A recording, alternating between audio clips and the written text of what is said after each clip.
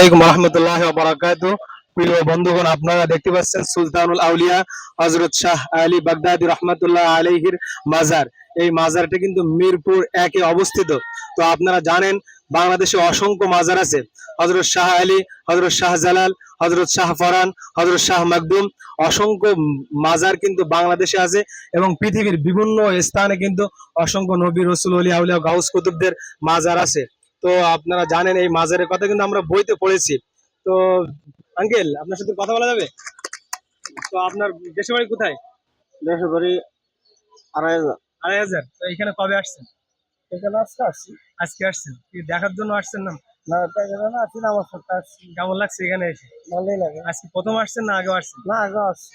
ও, তো আলহামদুলিল্লাহ অনেক ভালো লাগছে এখানে এসে। আমাদের বাড়ি সাতক্ষীরায়, তো আমরা আজ প্রথম আসলাম। আচ্ছা। আমাদের সাতক্ষীরায় কিন্তু খান বাহাদুর আহসানুল্লাহর মাজার আছে। তারপর হচ্ছে আপনার হযরত ফুলনবী যে গুনাগারকাটি দরবার শরীফ আছে। আপনি কি সাতক্ষীরায় গেছেন? আজকে যাই নাই, তবে গেছি, চুয়াডাঙ্গা গেছি। চুয়াডাঙ্গা, যশোর চুয়াডাঙ্গা। হ্যাঁ, আপনি কি সিলেট শাহজালালের মাজারে গেছেন? হ্যাঁ গেছি, ও, শাহজালাল গেছি, শাহপুরান গেছি। আচ্ছা। হ্যাঁ, তারপরে ওই যে রয়জিবস্তানি গেছি। বাইজিদ মুস্তামি, হ্যাঁ, এটা কোথায় বাইজিদ মুস্তামির মাজার? ওই যে চিড়াগাং। চিটাগাং। তো অসংখ্য ধন্যবাদ, আপনার কথা বলে ভালো লেগেছে। তো